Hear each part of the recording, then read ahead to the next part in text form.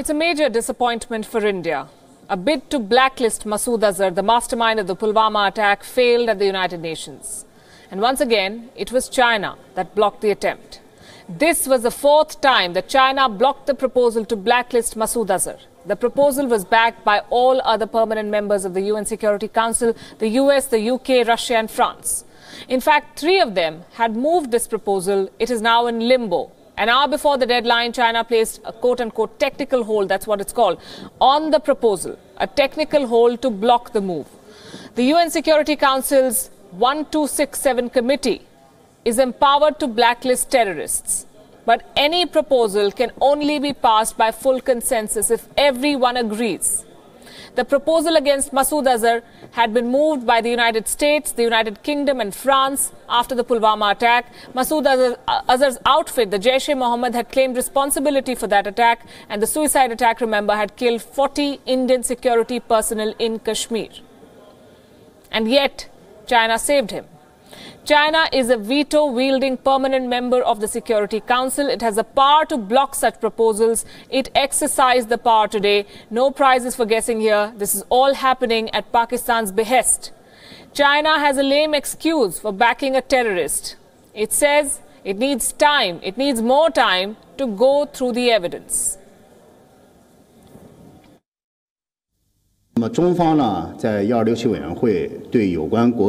China conducted a comprehensive and in-depth evaluation on the listing applications submitted by the countries concerned in the 1267 committee. We still need more time and thus put forward a technical hold, which is in full compliance with the rules of procedure of the 1267 committee of the Security Council. We sincerely hope that the relevant actions of the 1267 committee can help the countries concerned to resolve the issue through dialogue and consultation and avoid adding complex factors that endanger peace and stability of the region. China will continue to be constructive and responsible as always to properly handle this issue with relevant parties through close communication and coordination.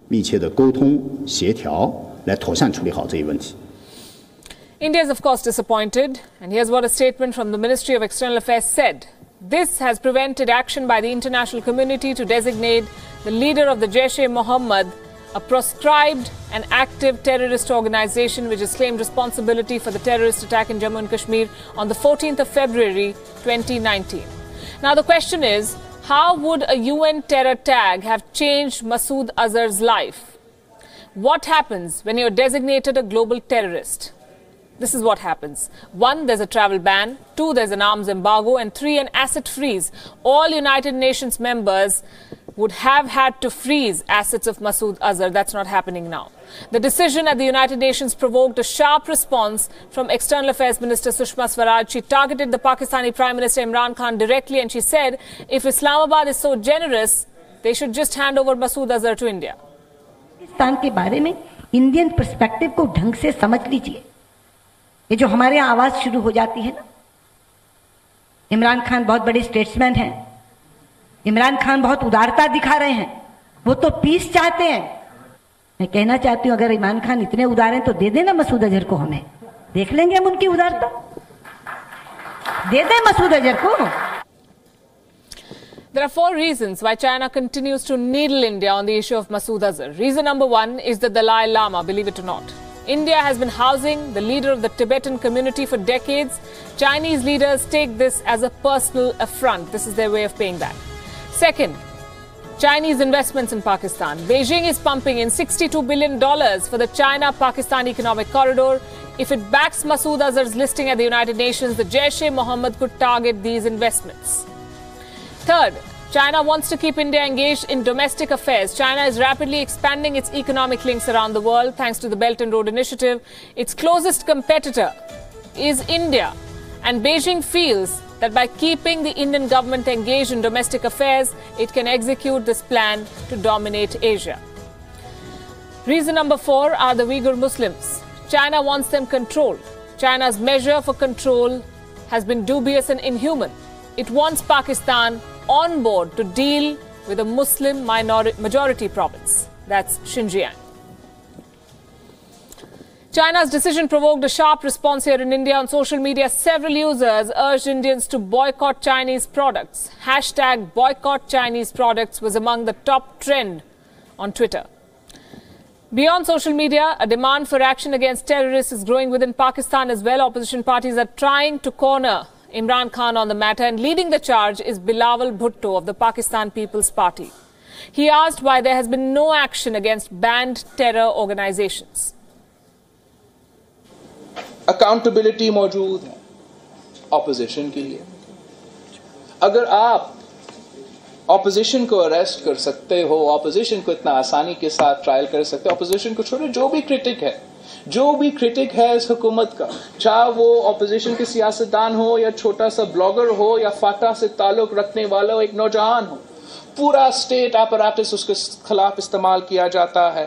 हम क्या पैगाम दे रहे हैं दुनिया को कि band organisations के लिए एनआरओ, बैंड ऑर्गेनाइजेशंस के लिए इम्यूनिटी, बैंड ऑर्गेनाइजेशंस का कोर्ट में भी कोई डेट नहीं मिलता, कोई फैसला उनके खिलाफ ना हो, मगर आप शहीद जुल्फिकार अली भुट्टो को, इस मुल्क का पहला मुंतखब वजीर आजम को फांसी पे चढ़ा सकते हो, मगर कलदन तंजीमों जो मेरे कौम के बच्चों को मारते हैं और बाकी मुल्कों में जाके दहशतगर्दी करते हैं, उनके खिलाफ आप कुछ नहीं कर सकते हो।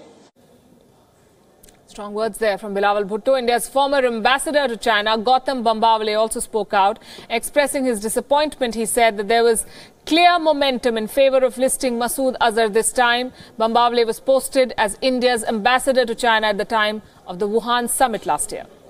This time there was certain momentum which had gathered pace for listing of Masood Azhar. Almost all countries in the Security Council, as well as almost all countries in United Nations, are supporting the listing of Masood Azhar. There is only one country which is opposing it, which is China, and of course Pakistan itself. It is surprising that China has gone out of its way to block this listing.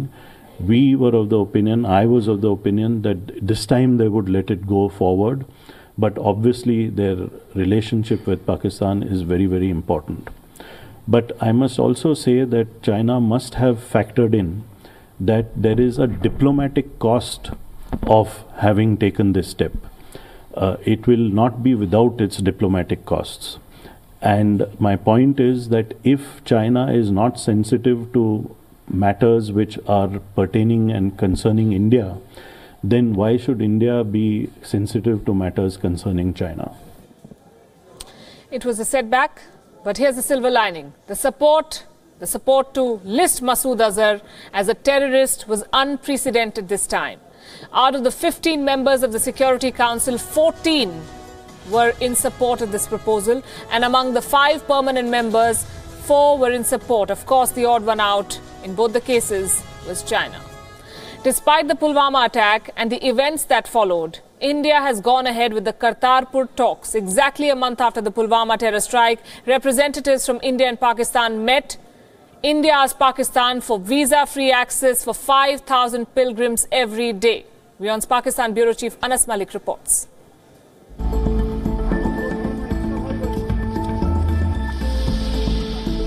1 month after the Pulwama attacks, Pakistan and India met at the Atari complex on the Indian side, not for holding bilateral negotiations, but for the Kartarpur Corridor. Pakistan's claim has been that it is committed to the Kartarpur Corridor. The 18-member Pakistani delegation that comprised of officials from the Pakistani Ministry of Foreign Affairs, the officials from the Pakistani Ministry of Interior, Law and as well as the security apparatus was led by the DG South Asia and SAARC, Dr. Mohammad Faisal. A Pakistani delegation comprising officials from the security apparatus and civilian government met to discuss the modalities of the Kartarpur Corridor. Before leaving for India, Pakistan's Ministry of Foreign Affairs spokesperson Dr. Mohammad Faisal said that this is hopefully the first of many meetings on Kartarpur. जी बड़ी positive meeting है, बड़ी अच्छी गुफ्तगू हुई है और हम आगे बढ़ सके हैं चूँकि एनवायरनमेंट कंड्यूसिव था. They were very welcoming जी. सारी मीटिंग बड़ी पॉजिटिव एनवायरनमेंट में हुई है. लेट्स सी, डेट भी तय हो गई है अगली मीटिंग की. एक्सपर्ट लेवल डायलॉग जो है वो अगले ट्यूसडे को होगा और वो मौके पे होगा, बिकॉज वो अलाइनमेंट टेक्निकल चीजें हैं, तो वो मौके पे वहां पे मिलके तय कर लेंगे। काफी सारा काम उनकी तरफ हुआ है जी, इसकी फर्दर डिटेल आपको टेक्निकल मीटिंग के साथ बता देंगे। Pakistan made the most of this opportunity for a photo op, and there were a large number of media personnel present at Wagah to see off the visiting Pakistani delegation.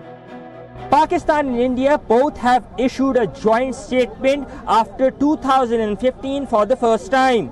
But this statement was not on bilateral talks, but instead came on the issue of the Kartarpur Corridor. Pakistani side says that it looks forward to welcoming the Indian delegation here at Wagah in Pakistan on the 2nd of April. With video journalist Asif Shakil, Anas Malik in Wagah, Pakistan, Lahore, for WION, World is One. In election season, every issue is an opportunity, and Rahul Gandhi is whipping up the Masood Azhar case. And this is how it began. The United Nations wanted to blacklist Masood Azhar. China blocked that move. Rahul Gandhi took to Twitter. He attacked Prime Minister Narendra Modi. He accused him of being weak and scared before Chinese President Xi Jinping. He tweeted to say, and I quote, "Weak Modi is scared of Xi. Not a word comes out of his mouth when China acts against India." The BJP was quick to respond. The party's official account hit back, saying that Rahul Gandhi's great-grandfather had gifted China a permanent seat at the UN Security Council. Of course, they were talking about Jawaharlal Nehru here. Finance Minister Arun Jaitley called the former Prime Minister, quote-unquote, the original sinner. Later, Union Minister Ravi Shankar Prasad had this to say at a press conference in New Delhi. Bharat को पीड़ा जब होती है तो आपको खुशी क्यों होती है? Why is Rahul Gandhi in a celebratory mood when the country stands pained by this kind of attitude of China? That is the larger question. आप इतने खुश हो जाते हैं? राजनीति में अंतर होगा, विरोध होगा, होना भी चाहिए, लेकिन क्या एक घोर आतंकवादी के खिलाफ कार्रवाई में चाइना की पुरानी नीति के दोहराए जाने पर भी आप खुश हैं? क्या हो गया है राहुल गांधी जी आपको? What has happened to you, Rahul Gandhi? I know your tweet must be headline news in Pakistan. आजकल आपको पाकिस्तान की मीडिया में और टीवी में अपने ट्वीट और अपने कमेंट को देखकर बहुत खुशी होती है. Now, much has been said about fake news in election season, but what about fake claims? Let's examine the ones that were made today and see how much water they hold. This is an IEW fact check. Claim number one, what Rahul Gandhi said. He said that Prime Minister Modi is weak and Prime Minister Modi is scared of Chinese President Xi Jinping. What does the BJP's track record show? The Doklam crisis, India stood up to China. The Belt and Road Initiative, India did not give in to Chinese pressure. Delhi still boycotts that project. Kashmir, India has resisted China's repeated efforts to play mediator. If the reference was to the Doklam summit, it's plain wrong because Masood Azhar was never mentioned in Wuhan. It was a reset. The Wuhan summit was a reset, a de-escalation after the Doklam tension, a restart of dialogue, and it achieved the intended target, so the government says. Next, we have the BJP claim. Their tweet said that Jawaharlal Nehru gifted a permanent seat of the United Nations Security Council to China. Is that true? To some extent, yes. Nehru wanted to improve India's ties with China, and in the bargain, he gave the seat at the United Nations Security Council. It's a matter of documents. It is there for everyone to see. It's also true that Nehru wanted India to be considered for a permanent seat at a later date. We are still waiting for that date. Now for claim number 3. Rahul Gandhi said that the National Security Advisor, Ajit Doval, had escorted Masood Azhar to Kandahar in 1999. This is plain wrong. Ajit Doval was indeed in Kandahar, but he was part of the team of negotiators that went well before Masood Azhar. In fact, Doval did suggest to Brijesh Mishra that Masood Azhar should not be released, but the Atal Bihari Vajpayee government went the other way.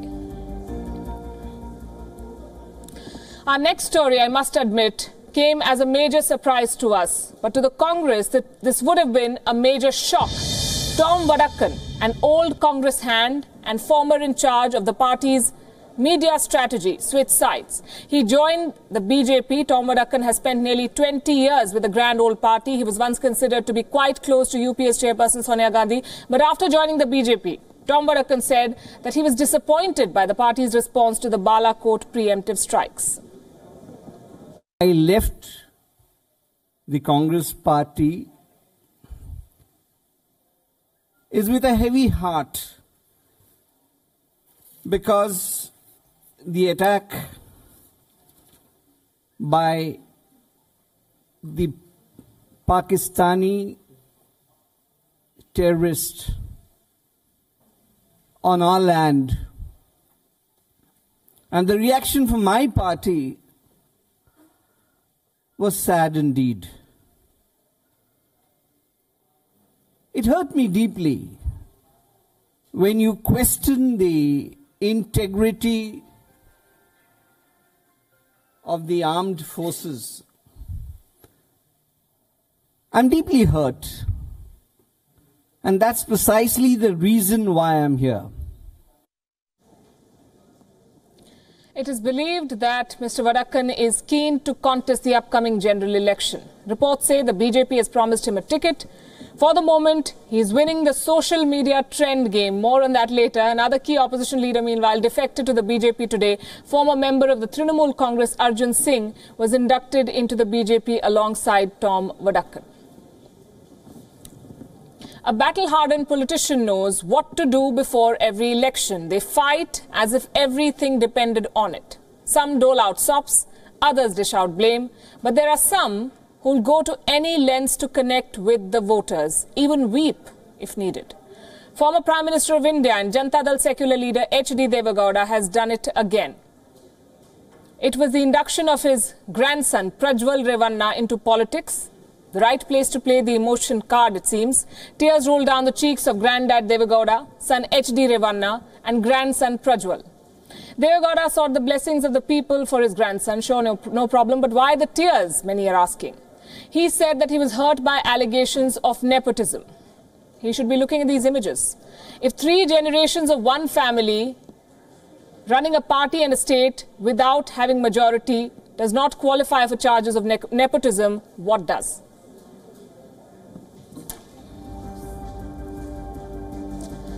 The Congress may have some thoughts about this, but I doubt they will express those thoughts given the alliance. But the opposition has no such compulsions. The BJP mocked the episode as drama. A tweet said that the family had mastered the art of crying, and they may have a point. Members of the Deve Gowda family do cry before elections. Deve Gowda himself has done it multiple times in his half-century-long political career. His other son, Kumaraswamy, duly followed suit. During assembly election rallies, Kumaraswamy's tears and emotional appeals were a recurrent theme. Even after becoming Chief Minister, Kumaraswamy cries. One such time he said, heading the coalition government was like swallowing poison. Not sure who he was referring to when he said poison. Last July, Kumaraswamy wept again at a JDS event, saying that he became the Chief Minister only to complete the unfulfilled dream of his father. Congress leaders in Karnataka will know how hard the JDS bargained for the Chief Ministerial post. Amid the tears and emotions, here's a joke. It's important to break the gloom, Hours before the Deve Gowda family sob scene took place, Deve Gowda had said that he will not contest this time because he wants to avoid charges of nepotism. And there begins the first drama of the 2019 election. It promises to be a fulfilling one. An Ethiopian Airlines flight crashed on Sunday, killing all 157 people on board. The aircraft was a 4-month-old Boeing 737 MAX 8, and that was the beginning of Boeing's misfortunes. After much hemming and hawing, the U.S. finally grounded all MAX 8 aircraft on Wednesday. The U.S. President Donald Trump made that announcement himself. We're going to be issuing an emergency order of prohibition to ground all flights of the 737 MAX 8 and the 737 MAX 9 and planes associated with that line. I've spoken to Elaine Chao, Secretary of Transportation, Dan Elwell, Acting Administrator of the FAA, and to Dennis Muhlenberg, CEO of Boeing, and they'll be available shortly after our conference today. They are all in agreement with the action. Now for an all-new Indo-US nuclear deal. Or not new, but back in the news. The US will build 6 nuclear power plants in India. This is news that's coming in as the two countries agree to strengthen security and civil nuclear cooperation. The agreement comes after 2 days of talks between India's Foreign Secretary Vijay Gokhale and the US Under-Secretary Andrea Thompson. The Trump administration has been eyeing the sale of more energy products to India, which is the world's 3rd biggest buyer of oil. But the joint statement did not have any details of the nuclear project. So this should be good news for India, which has been looking to satisfy its energy needs for more than a decade now. But there is an obstacle, and it remains to this day. India's liability rules are not in line with international norms. Nuclear plant builders have shied away from India because in case of an accident, the costs will have to be borne by them, not by the government of India. India plans to triple its nuclear capacity by 2024 to reduce dependence on fossil fuels. Last year, India and Russia signed a pact to build 6 more nuclear reactors, and this agreement with the US follows that development. In fact, the best example of troubles around transitioning to nuclear power is the Kudankulam episode in Tamil Nadu. Announced nearly 20 years ago in 2002, the reactor began functioning only in 2012. It was well behind schedule, and the efficiency is poor. The plant works at nearly 20% of its capacity. The plant has faced resistance from villagers in this region in Tamil Nadu. Activists have raised questions over transparency and safety, something that has not been addressed adequately so far. A nuclear leak was reported in the Kakra power plant in Gujarat in 2016, the extent of which is still not clear. As I said, transparency remains a big issue in India. Nuclear power is clean, yes. The fact that uranium is not renewable should not prevent countries from building nuclear plants. It is the energy source of the future. But after the Fukushima accident 8 years ago in Japan, safety concerns cloud nuclear plants. So far, India has signed nuclear cooperation agreements with the US, France, Russia, Canada, Argentina, Sri Lanka, the United Kingdom, Japan, Vietnam, Bangladesh, Kazakhstan and South Korea. Other than improving operational efficiency, India also needs to cut down on transmission and distribution costs and distribution losses. They contribute to $6 billion. They contributed in 2007, $12 billion in 2012. And the other thing is cost efficiency. The capital cost of building a nuclear power plant from scratch is nearly 4 times that of building a normal power plant. And since private investment is barred in nuclear plants, the burden on the government should also be considered. Besides these, India's nuclear power capacity addition is slow, and issues such as land acquisition, regulatory clearances, and need for a safety authority cloud these power plants. It's a positive that there will be new plants in India, but a lot needs to be done to realize these synergies. And now the latest on the Brexit updates. They all sound the same. Every day I talk about Brexit, it seems like the story from yesterday. The House of Commons will vote again on a second referendum tonight for the first time. Not just that, there could also be a vote on allowing the House to take control of the Brexit process. Clearly, because Theresa May's Brexit negotiations have failed. But Labour Party says that it is likely to abstain from the vote. Labour Party leader Jeremy Corbyn says that extending Article 50 is a necessity, not a solution. Mr. Speaker, extending Article 50 without a clear objective is not a solution. Parliament must now take control of the situation. In the days that follow, Mr. Speaker, myself, the Shadow Brexit Secretary and others will have meetings with members across the House to find a compromise solution that can command support in the House. This means, Mr. Speaker, doing what the Prime Minister failed to do 2 years ago in searching for a consensus on the way forward. The Labour Party says that it will support a limited extension. How long is that extension for? There is no clear number to that yet. An extension will delay the Brexit deadline, and the House of Commons wants to negotiate. It's interesting because the European Union has ruled out renegotiation, and Theresa May continues to say that a deal is still the best deal.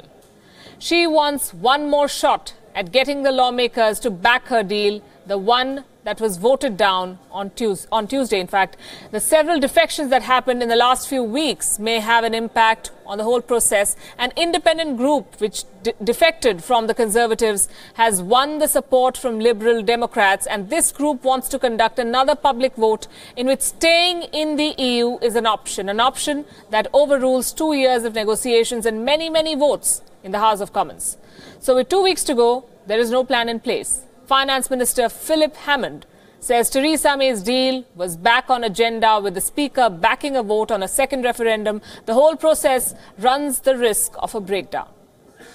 2 weeks away from the exit date, we're going to vote today on extending that exit date, but we have to extend it for a reason. Just kicking the can down the road doesn't help anybody and probably won't be acceptable to the European Union.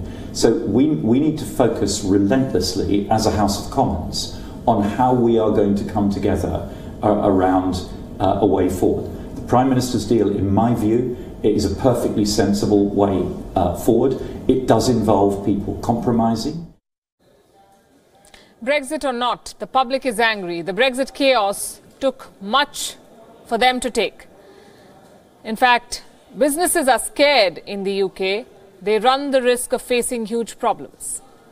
Well, there might be an outcome where we get a people's vote. I mean, I think the EU have got a point. If there is a delay, well, what's going to change by June?